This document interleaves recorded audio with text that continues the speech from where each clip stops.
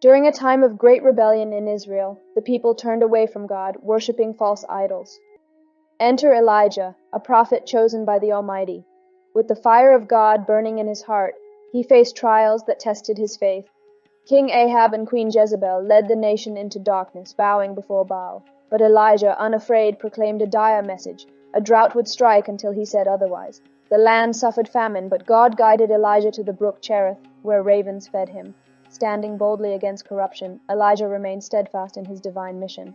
Elijah did as the Lord commanded, staying by the Brook Cherith, where ravens brought him bread and meat daily. When the brook dried up due to the drought, God instructed Elijah to go to Zarephath. There he met a widow gathering sticks who had only a handful of flour and a little oil left. Elijah asked for water and a small cake. Despite her dire situation, the widow obeyed, and Elijah promised her that her flour and oil would not run out until the Lord sent rain. The widow's faith and obedience ensured their survival throughout the drought. Elijah did as God instructed, and the widow's household ate for many days, their flour and oil miraculously never running out. When the widow's son fell gravely ill and died, Elijah took the boy to his room and prayed fervently, stretching himself over the child 3 times. God heard Elijah's prayer and restored the boy's life. Elijah then returned the revived child to his mother, affirming his status as a true man of God. The widow recognized the truth in Elijah's words and the power of his faith. This miracle further solidified Elijah's role as a divine messenger. Elijah, following God's command, met King Ahab during a severe famine in Samaria. Obadiah, a God-fearing servant, had saved 100 prophets from Queen Jezebel's massacre by hiding them. When Obadiah informed Ahab of Elijah's presence, Ahab accused Elijah of causing Israel's troubles. Elijah refuted this, stating Ahab's worship of Baal was the true cause of their suffering. He challenged Ahab to gather Israel at Mount Carmel for a showdown between God and Baal. Elijah's bold challenge demanded the people choose between the true God and the false idol, striking at the heart of their divided loyalties. Elijah, the lone prophet of the Lord, challenged the 450 prophets of Baal to a contest. Each side would prepare a bull for sacrifice without setting fire to it, calling on their respective gods to light it.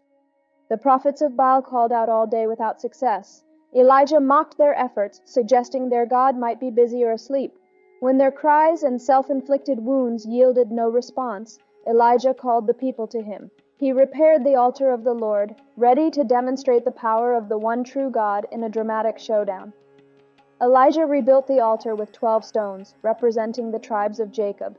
He arranged wood, cut the bull, and drenched everything in water 3 times, filling a trench around the altar. At evening sacrifice, Elijah prayed to God, asking to reveal his power. Suddenly, fire from the Lord consumed the sacrifice, wood, stones, and even the water in the trench. Witnessing this, the people fell on their faces, proclaiming, "The Lord, He is God." Elijah then commanded to seize the prophets of Baal. The miraculous display affirmed God's sovereignty and Elijah's prophetic mission.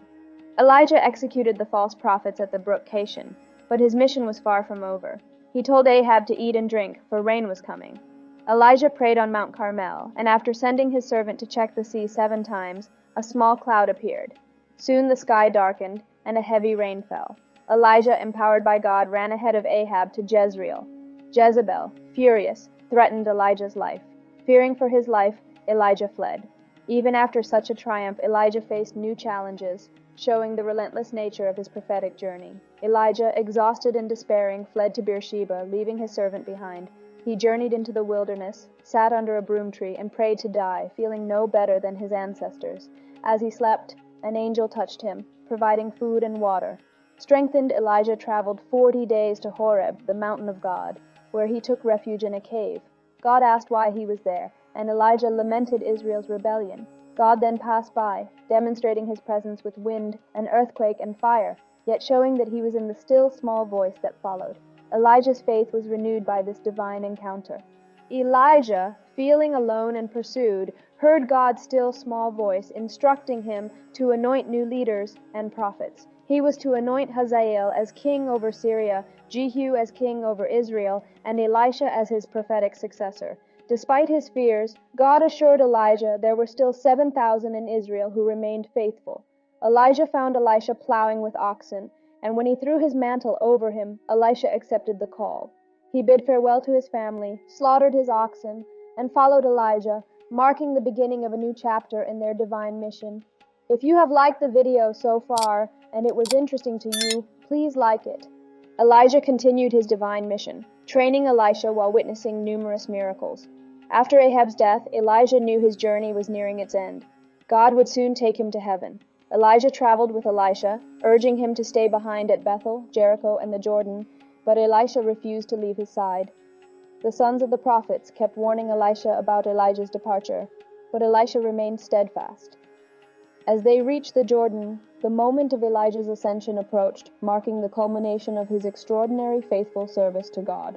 Elijah and Elisha were watched by 50 men as they stood by the Jordan. Elijah rolled up his mantle, struck the water, and they crossed on dry ground.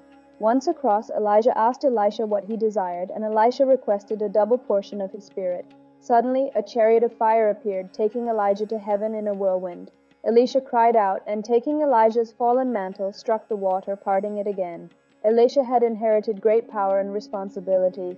His journey as Elijah's successor just beginning. The mantle of leadership was now his.